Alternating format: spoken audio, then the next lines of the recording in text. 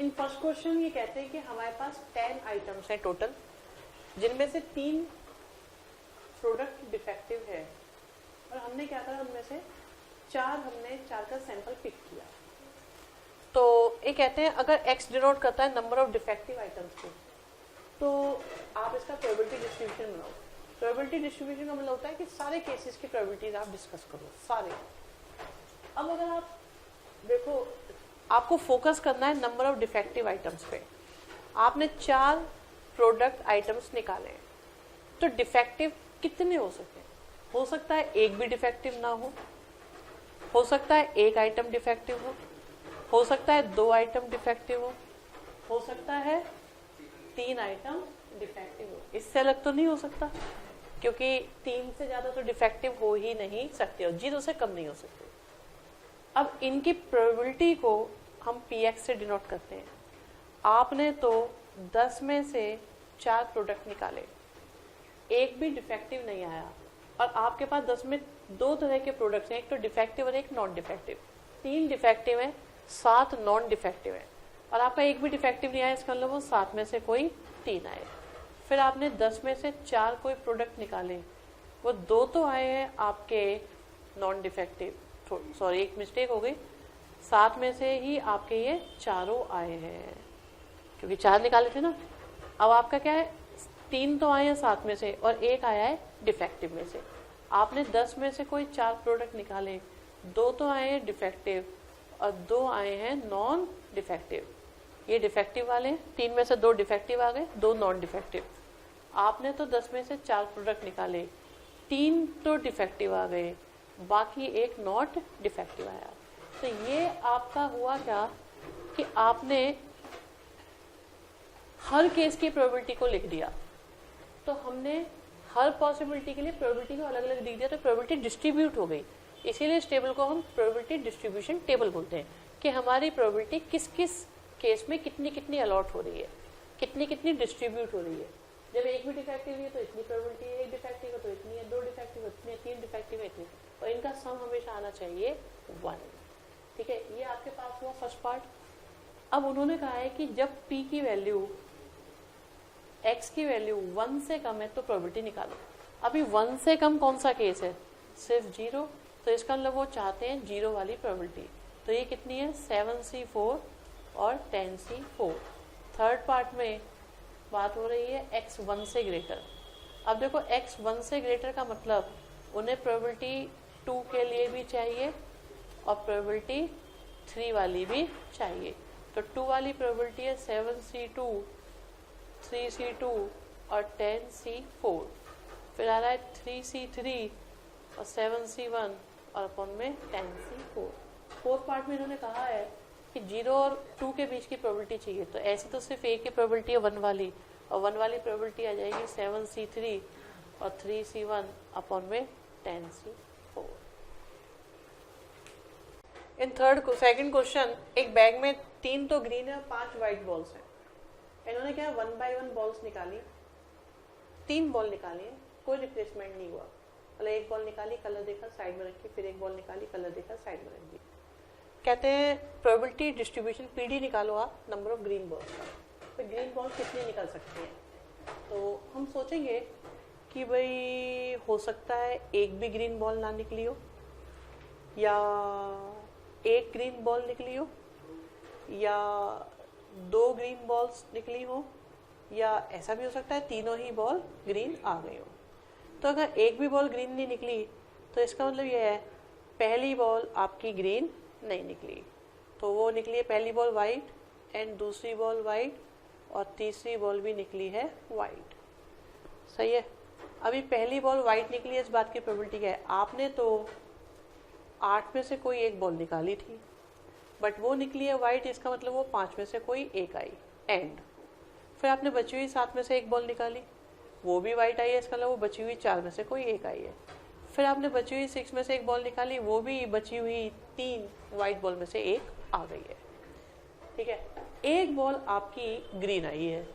तो यहाँ पर देखिए पॉसिबिलिटी क्या हो सकती है, हो सकता है आपकी पहली बॉल ही ग्रीन आ गई हो एंड दूसरी बॉल वाइट आई हो, तीसरी बॉल वाइट आई हो, या आपकी पहली बॉल वाइट आई हो एंड दूसरी बॉल ग्रीन आई हो, तीसरी बॉल वाइट आई हो, या आपकी पहली बॉल वाइट आई हो एंड दूसरी बॉल वाइट आई हो एंड तीसरी बॉल ग्रीन आई हो। और कुछ हो सकता है, या तो आपकी पहली बॉल ग्रीन आई होगी, या आपकी दूसरी बॉल ग्रीन आई होगी, या आपकी तीसरी बॉल ग्रीन आई होगी।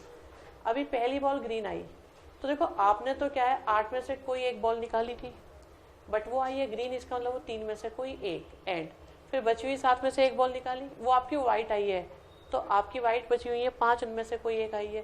फिर आपने 6 में से एक बॉल निकाली, वो वाइट आई है, तो इसका मतलब 4 में से कोई एक। या अब यहाँ देखो आपने तो 8 में से कोई एक बॉल निकाली, वो वाइट आ गई, इसका मतलब 5 में से कोई एक, फिर 7 में से एक बॉल निकाली, वो आपकी ग्रीन आ गई, तो इसका मतलब 3 में से कोई एक।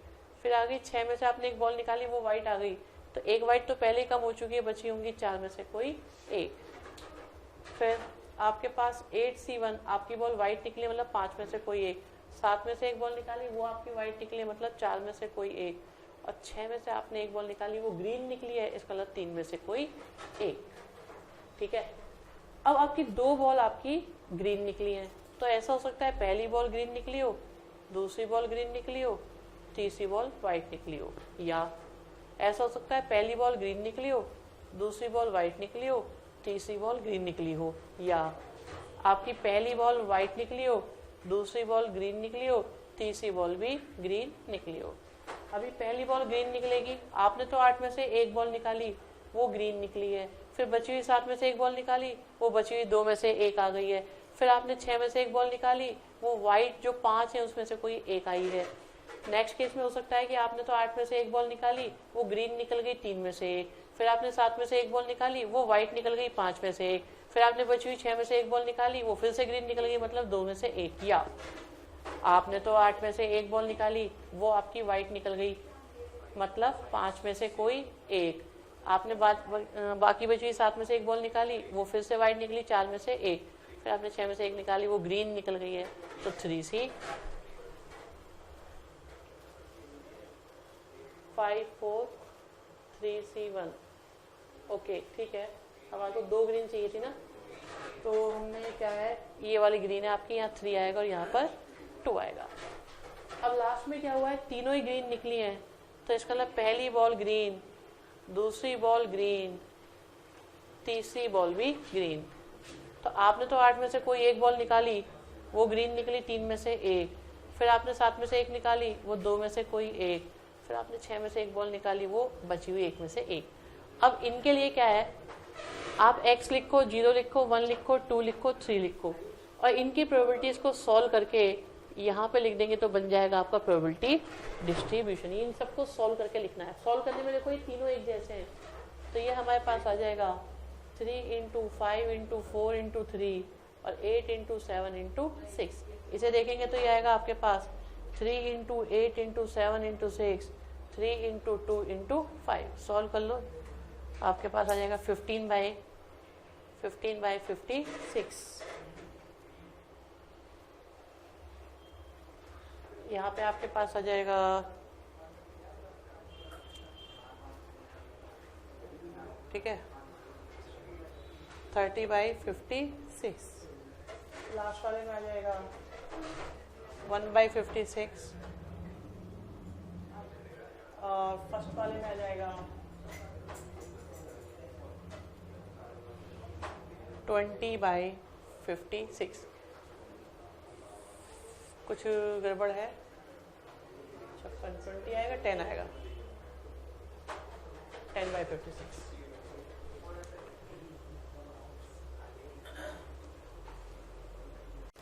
एक कॉइन को हम तब तक टॉस करेंगे जब तक हेड ना आ जाए या लगातार 4 बार टेल ना आ जाए। तो नंबर ऑफ टॉस के लिए हमें PD फाइंड करना है। अब केसेस सोचते हैं कि हो क्या क्या सकता है। हो ये सकता है कि फर्स्ट टाइम में ही हेड आ जाए, या ये भी हो सकता है फर्स्ट टाइम हेड ना आए एंड सेकंड टाइम में हेड आ जाए, या फर्स्ट टाइम में हेड ना आए, सेकंड टाइम में हेड ना आए, थर्ड टाइम में हेड आ जाए, या फर्स्ट टाइम में हेड ना आए, सेकंड टाइम में हेड ना आए, थर्ड टाइम में हेड ना आए, फोर्थ टाइम में हेड आ जाए, या फर्स्ट टाइम में हेड ना आए, सेकंड टाइम में हेड ना आए, थर्ड टाइम में हेड ना आए और फोर्थ टाइम में हेड ना आए तब भी हम रुक जाएंगे, क्योंकि लगातार 4 बार टेल आ गया है। तो हमारे को ये नहीं फाइंड करना था एग्जैक्टली, हमें इसका पीडी फाइंड करना है, और वो भी नंबर ऑफ टॉसेस के बेस पर, नंबर ऑफ टॉसेस। तो पॉसिबिलिटी क्या है, देखो यहाँ पे कितने टॉस हुए, 1, यहाँ पर 2, यहाँ पर 3, और ये आपके पास 4, पर 4 टॉस वाले 2 केस हैं, तो इसलिए इनकी प्रोबेबिलिटी यहाँ पर प्लस हो जाएगी। ठीक है, तो अब हम इसकी प्रोबेबिलिटी निकालते हैं। आप देखिए यहाँ पे हेड आने की प्रोबेबिलिटी 1/2, हेड नहीं आया 1/2, फिर हेड आया 1/2, हेड नहीं आया 1/2, हेड नहीं आया 1/2, हेड आ गया 1/2, हेड नहीं आया 1/2, हेड नहीं आया 1/2, हेड नहीं आया 1/2, हेड नहीं आया 1/2, हेड 1/2, हेड नहीं आया 1/2, हेड नहीं आया 1/2, हेड नहीं आया 1/2। तो ये आपका बन गया PD for number of tosses. इसमें इंपॉर्टेंट बात यह है कि फोर्थ में 2 केस कंबाइन होंगे, 4 टॉस वाले दोनों केस कंबाइन होंगे, क्योंकि इन्होंने कहा है नंबर ऑफ टॉस पे फोकस करो। तो 1 टॉस ये, 2 टॉस वाला ये, 3 टॉस का ये, और 4 टॉस के ये दोनों से एक जगह आ गए। फोर्थ क्वेश्चन में 2 कार्ड हमने निकाले हैं 1 by 1 विद रिप्लेसमेंट, मतलब एक कार्ड निकाला, देखा, फिर उसे वापस रख दिया। अब ये कहते हैं कि आप प्रोबेबिलिटी डिस्ट्रीब्यूशन निकालो नंबर ऑफ किंग्स का।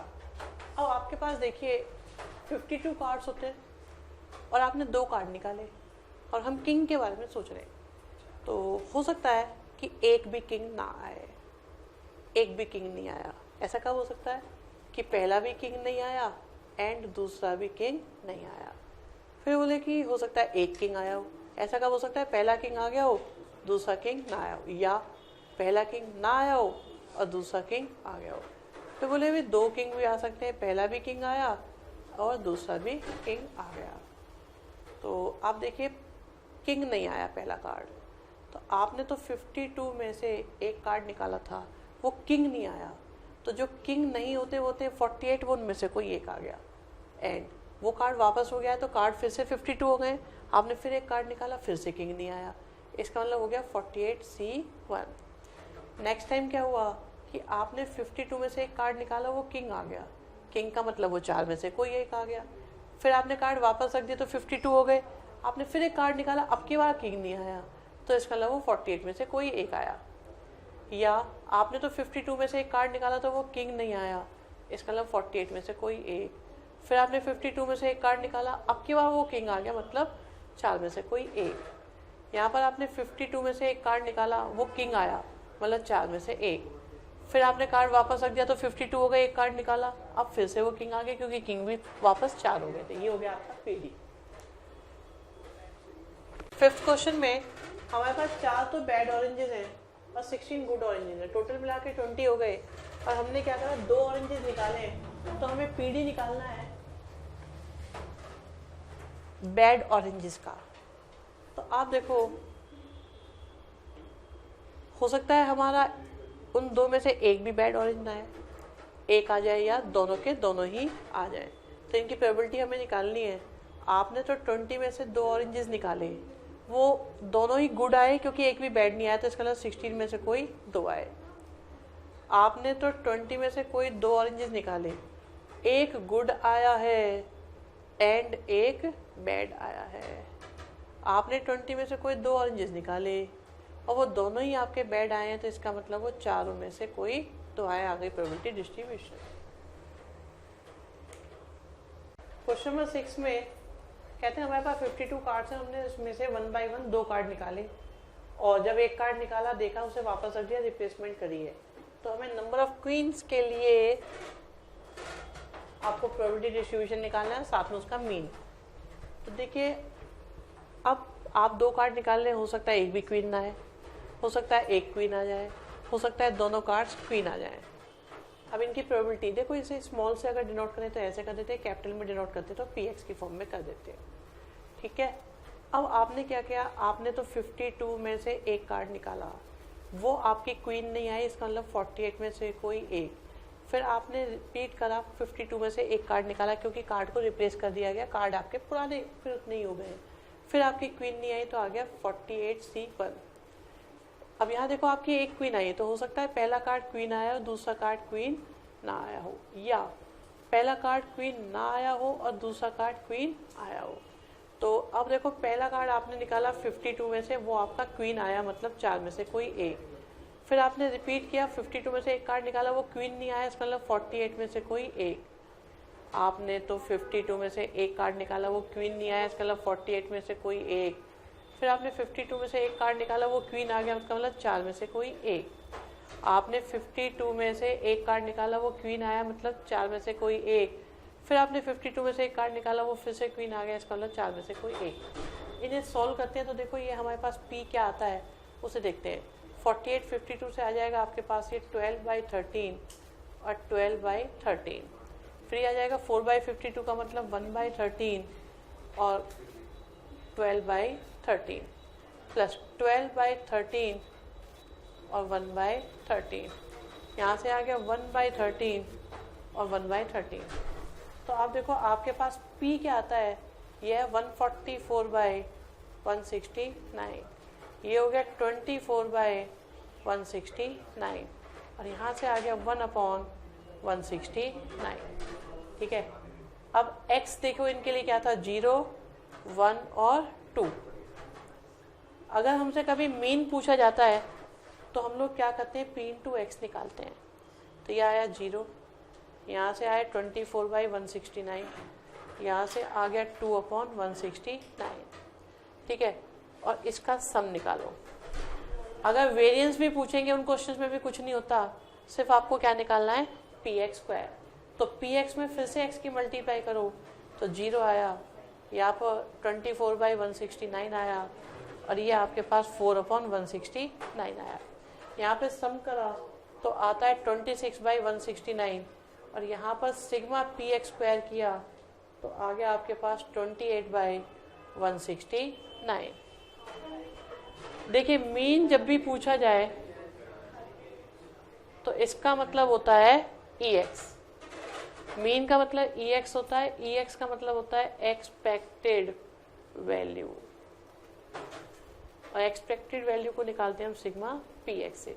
सिग्मा px कितना है हमारे पास, 13 2 जा, तो ये आ गया आपके पास 2/13। अगर वेरिएंस पूछा होता तो उसके निकालने का उसे हम बोलते हैं vx, और ये निकलता है आपका सिग्मा px² माइनस में सिग्मा px। सिग्मा px² है 28/169 और ये 26/169 से आ गया 2/169। और अगर HD पूछ लिया तो HD का मतलब होता है वेरिएंस का अंडर रूट, तो ये आ जाएगा √2/13। अब कुछ भी पूछेंगे फॉर्मूले यही अप्लाई होने हैं। इन 7th क्वेश्चन हमें PD फाइंड करना है नंबर ऑफ हेड का, जब हम 3 कॉइन को टॉस करते हैं, और हमें मीन भी निकालना है नंबर ऑफ टॉस का।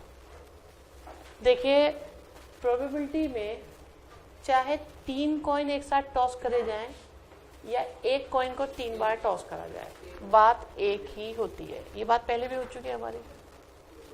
अब मेन चीज ये है कि हमारे जो एक्सपेरिमेंट होते हैं, जो हम ये सारे केस लेते हैं, इनमें कुछ इवेंट्स बर्नौली ट्रायल को फॉलो करती है। बर्नौली साइंसाइड समझ गए होंगे, वो लिक्विड, इतना पानी इधर से उधर से भी बराबर, ठीक है ना, तो वॉल्यूम मतलब सेम रहता है उसका पर सेकंड में। तो ये वही बर्नौली है जो प्रोबेबिलिटी में कूद पड़े। और इन्होंने ये कहा कि कुछ इवेंट्स बर्नौली ट्रायल होते हैं। बर्नौली ट्रायल क्या होते हैं वो देखिए, जैसे मैं एक कॉइन को टॉस करूं तो हेड के आने की प्रोबेबिलिटी होती है 1/2। कॉइन को फिर टॉस करा, अब कितनी है हेड के आने की प्रोबेबिलिटी, मैंने कॉइन को फिर उठाया फिर टॉस करा, अब हेड के आने की प्रोबेबिलिटी क्या है, 1/2। अच्छा डाई को देखते हैं, एक डाई को हमने थ्रो किया और 6 के आने की प्रोबेबिलिटी है 1/6, फिर डाई को उठाया फिर थ्रो किया, अब 1/6, फिर 1/6 1/6 1/6, ठीक है। और अगर हमारे पास 52 कार्ड थे, हमने उसमें एक कार्ड निकाला, किंग के निकलने की प्रोबेबिलिटी 4/52, कार्ड वापस रख दिया, तो फिर से 52 हो गए। अब किंग के निकलने की प्रोबेबिलिटी 4/52। बट अगर कार्ड वापस नहीं रखा तो किंग के निकलने की प्रोबेबिलिटी 3/50 अब चेंज हो गई। जब हमारी प्रोबेबिलिटी चेंज हो जाती है वो बर्नौली ट्रायल नहीं होता। जब प्रोबेबिलिटी चेंज नहीं होती तो सारे एक्सपेरिमेंट हमारे बर्नौली ट्रायल होते हैं। और अगर बर्नौली ट्रायल होते हैं तो उन्हें सॉल्व करने के लिए जैसे x की वैल्यू आपको 0, 1, 2 कुछ भी निकालनी है, तो जो x की वैल्यू निकालनी होती है इसे हम r मानते हैं और n बोलते हैं हम नंबर ऑफ ट्रायल को, मतलब कितनी बार ये प्रोसेस रिपीट हुआ है। ठीक है, और इसका फॉर्मूला होता है NCR, सक्सेस की पावर r, फेलियर की पावर n-r। इसे अभी हम समझाते हैं कैसे हुआ। जैसे आपको नंबर ऑफ हेड्स के बारे में सोचना है, 3 कॉइन है।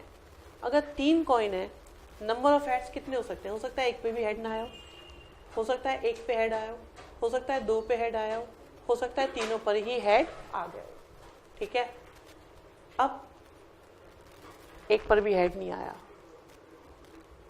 तो हम जिसको फोकस कर रहे हैं वो हमारे लिए सक्सेस है। तो हेड आने की प्रोबेबिलिटी कितनी होती है? 1/2। और हेड ना आने की प्रोबेबिलिटी कितनी होती है? 1/2। अब ध्यान से देखिएगा, NCR, आपने कॉइन को 3 बार टॉस करा और हेड 0 बार आया है, तो हेड के आने की प्रोबेबिलिटी 0 बार और हेड के ना आने की प्रोबेबिलिटी 3 बार। दोबारा से देखते हैं। 3C1, आपका हेड आया है 1 और हेड नहीं आया है 2। फिर 3C2, हेड आए हैं 2 और हेड नहीं आए हैं 1। 3C3, हेड आ गए 3, तो बात खत्म हो गई। अब इसका बेनिफिट ये है कि पहले जो हमें केस बनाने पड़ते थे ना, कि पहले कॉइन पे हेड आया होगा, दूसरे पे नहीं आया होगा, तीसरे पे नहीं आया होगा, फिर प्लस दूसरे पे आया होगा, पहले पे नहीं आया होगा, तीसरे पे नहीं आया होगा, वो सारे केसों की हमें कोई ज़रूरत नहीं है। हम डायरेक्ट इसे यूज़ कर सकते हैं, केस बनाने की जरूरत नहीं पड़ती। अब आप देखो इसे सॉल्व करते हैं तो P हमारे पास आ गया 1/8, इसे सॉल्व करा तो 3/8, इसे सॉल्व करा तो 3/8, इसे सॉल्व करा तो 1/8। ये आपके पास में आ गया P। और x हमारे पास कितना है? 0, 1, 2 और 3। ठीक है, अब हमें क्या फाइंड करना है? Px। तो ये आया 0, 3/8, 6/8 और फिर से 3/8, और इनका सम का मतलब हो जाएगा सिग्मा Px। तो ये आएगा 3, 3, 6, 6, तो आ गया 3/2 और ये आ गई आपके मीन की वैल्यू। सिग्मा Px का मतलब होता है मीन। 8 क्वेश्चन में हमें प्रोबेबिलिटी डिस्ट्रीब्यूशन फाइंड करना है मैक्सिमम स्कोर का, जब हम डाई को 2 बार थ्रो करते हैं।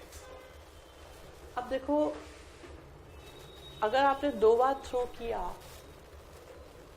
दोनों बार 2-2 आ गया, तो किसे ज़्यादा माने? या आप ये मानो क्लास में एक टेस्ट हुआ और 2 बच्चों के 48 आ गए 50 में से, तो हाईएस्ट वाले के कितने माने जाएंगे? 48 ही माने जाएंगे। इक्वल हुआ तब भी 48 ही बनेगा। और एक के 48 आए सबसे ज़्यादा वाले के, और एक के 46 आए, तो अब हाईएस्ट क्या हुआ? उसमें तो कन्फ्यूजन है ही नहीं। बट अगर सेम आते तब भी दोनों को ही हम हाईएस्ट मान लेंगे, राइट। अब डाई को थ्रो किया 2 बार, तो हाईएस्ट क्या आ सकता है? क्या 1 हाईएस्ट आ सकता है? दोनों पे 1-1 आ गया, दोनों के ही 1-1 आए, तो क्या बोलोगे? हाईएस्ट 1 है। 2 हाईएस्ट आ सकता है, 3 हाईएस्ट आ सकता है, 4 आ सकता है, 5 आ सकता है और 6 भी आ सकता है। तो x की पॉसिबिलिटीज आ गई। अब इनकी प्रोबेबिलिटी देखो, 36 में से ऐसे कितने केस हैं जिनमें 1 हाईएस्ट होगा?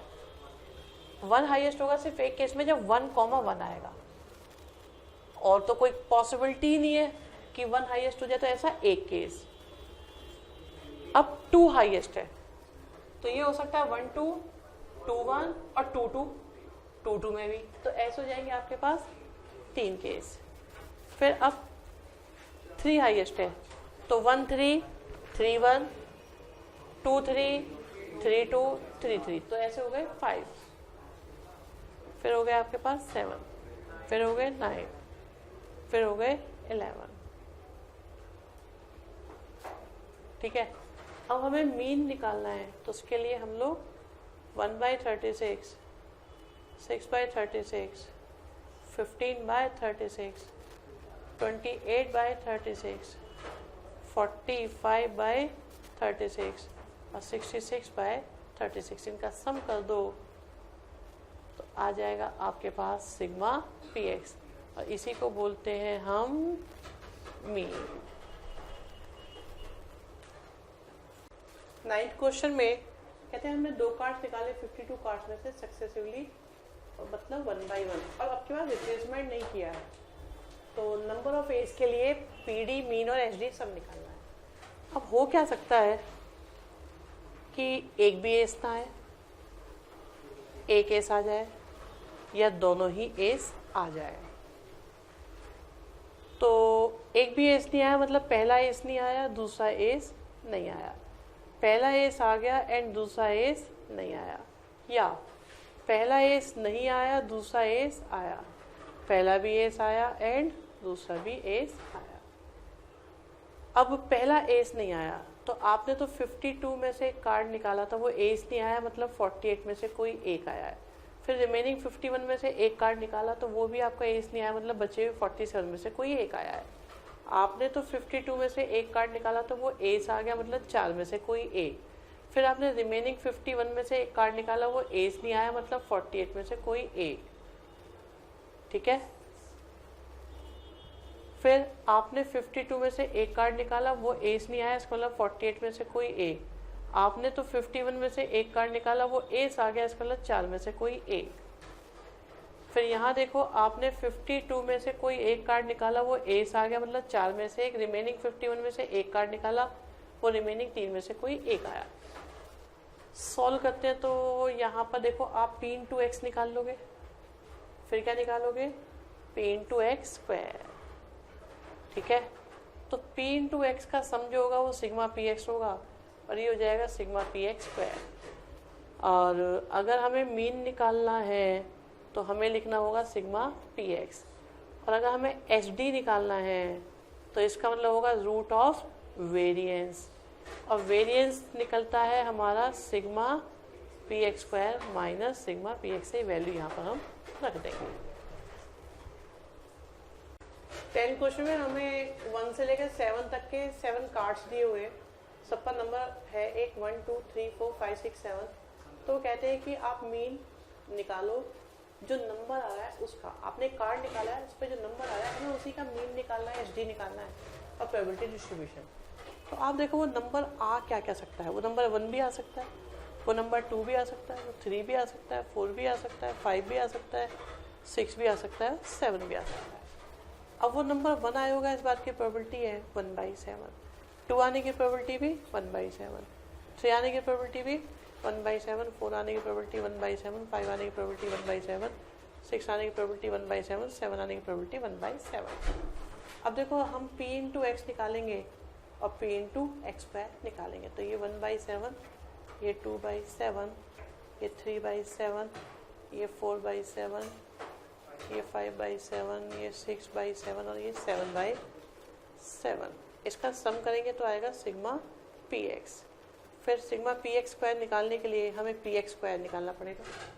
उसके लिए हम फिर से मल्टीप्लाई करेंगे पी एक्स में एक्स की, तो आएगा 1/7, 2 square by 7, 3 square by 7, 4 square by 7, 5 square by 7 और 6 स्क्वायर बाई 7 और 7 स्क्वायर बाई 7।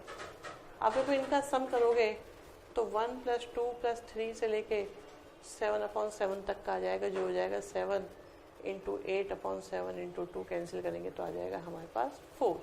और यहाँ पे होता है, आपको अगर याद हो तो 1 स्क्वायर 2 स्क्वायर से लेकर 7 स्क्वायर/7 हमें फाइंड करना है। ये होता था आपका n+1 और 2n+1/6 × 7 सॉल्व कर लो, 3 2 जा 3 5 जा और 2 4 जा करेंगे तो 20 आ जाएगा।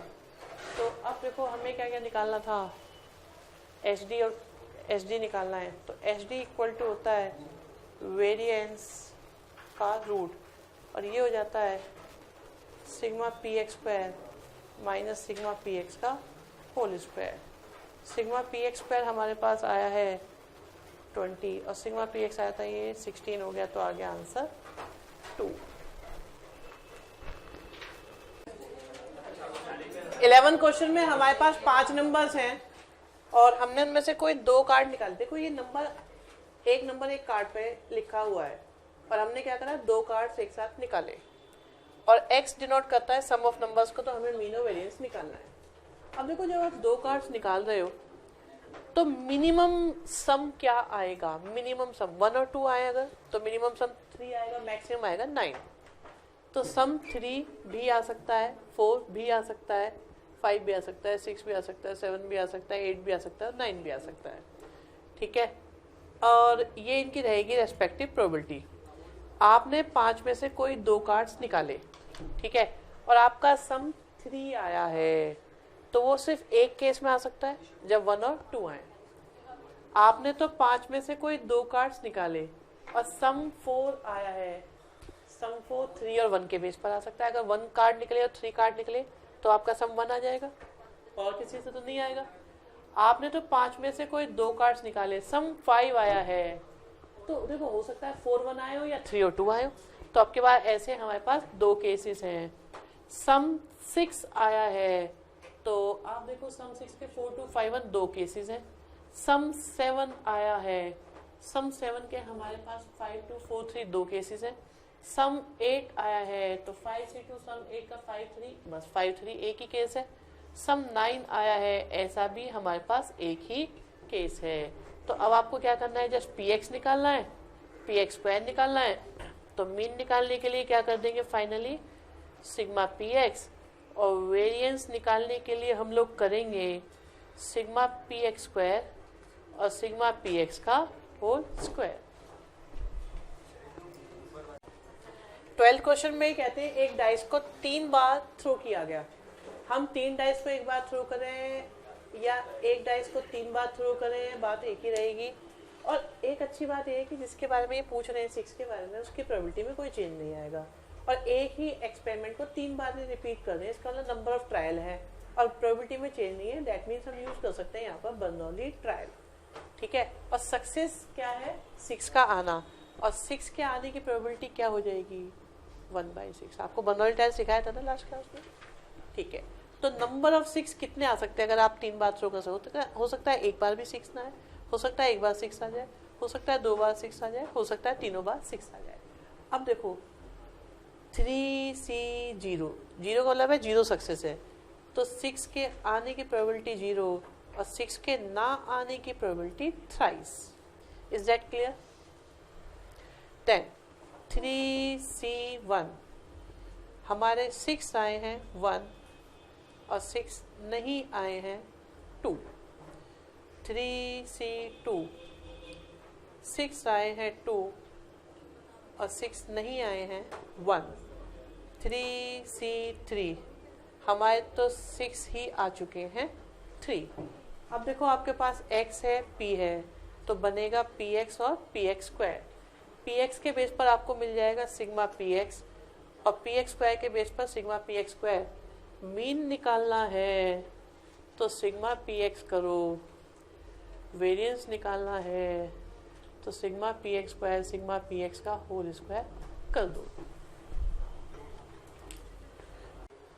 13 क्वेश्चन में पेयर ऑफ डाइस को रोल किया गया। देखो 2 डाइस या एक डाइस 2 बार, बात एक ही है, और उसे भी कितनी बार, ट्वाइस।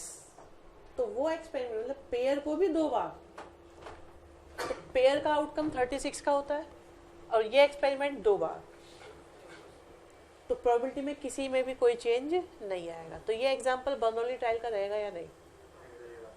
भाई आपने पहले थ्रो करा पेयर ऑफ डाइस, 36 आउटकम्स, फिर थ्रो करोगे तो 36 आउटकम्स ही है ना, आउटकम कम तो नहीं हो रही, इसका मतलब आउटकम्स में कोई चेंज नहीं है। बर्नौली ट्रायल का एग्जांपल है।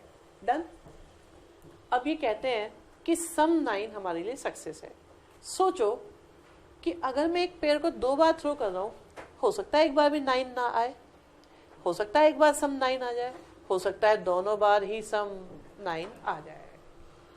अब सम 9 आता कैसे कैसे? 36 आउटकम्स में से कितनी ऐसी आउटकम्स हैं जिनमें सम 9 आता है? 6, 3, 3, 6, 5, 4, 4, 5, 4 आउटकम्स हैं। तो सम 9 आने की प्रोबेबिलिटी 1/9 और ना आने की प्रोबेबिलिटी 8/9। 2C0, मेरा सम 9 आया है 0 बार और 9 नहीं आया है 2 बार। आने की प्रोबेबिलिटी 0 बार, ना आने की 2 बार। 2C1, सम 9 आ गया है वंस और नहीं आया है वंस। 2C2, सम 9 आ गया है ट्वाइस। x है, p है, px है, px स्क्वायर है, सम है, मीन वेरिएंस फॉर्मूला है। 14 क्वेश्चन में ये कहते हैं एक एक्सपेरिमेंट के लिए रैंडम वेरिएबल की वैल्यूज 0, 1 और 2 हो सकती हैं। कहते हैं जो 0 की प्रोबेबिलिटी है वही 1 की प्रोबेबिलिटी है और ये p है। तो और ex स्क्वायर ex के इक्वल है। छोटी छोटी चीजें कई सारी हैं। तो आप देखो जो आपका x है वो 0 हो सकता है, 1 हो सकता है, 2 हो सकता है। इस x के लिए जो प्रोबेबिलिटीज है वो 0 के लिए p है, 1 के लिए p है और इसके लिए सपोज k है। तीनों का सम मिला के 1 है तो 2p प्लस k 1 के इक्वल आया तो k की वैल्यू आ गई 1 माइनस 2p। अब देखो तीनों का सम 1 आएगा या नहीं आएगा? आएगा। ये x है, ये p है, तो यहाँ पर आपको मिलेगा px जो आया 0 p 2 माइनस 4p। और अगर px स्क्वायर की बात करें तो 0 p और 4 माइनस 8p। इनके सम को हम सिग्मा px या हिंदी में exp कहते हैं। इनके सम को सिग्मा px स्क्वायर या ex स्क्वायर के नाम से भी जाना जाता है। सिग्मा px हमारे पास आया 2 माइनस 3p और ये हो गया 4 माइनस 7p, क्योंकि ex इक्वल टू गिवन है ex स्क्वायर, तो ये आ गया 2 माइनस 3p और 4 माइनस 7p। तो ये 4p इज इक्वल टू 2 और p की वैल्यू आ गई 1/2। डाई को थ्रो करने पर जो नंबर आता है हमें उसके लिए मीन वेरिएंस और स्टैंडर्ड डेविएशन फाइंड करना है। देखिए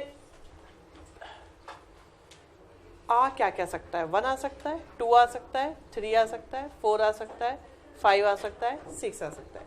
इनकी प्रोबेबिलिटीज क्या है रेस्पेक्टिव? 1/6, अगेन 1/6, 1/6, फिर से 1/6, फिर से 1/6 और यहाँ पर 1/6। तो यहाँ से आपको मिलेगा px और px स्क्वायर। तो जो मीन निकालना होगा तो वो आ जाएगा सिग्मा px।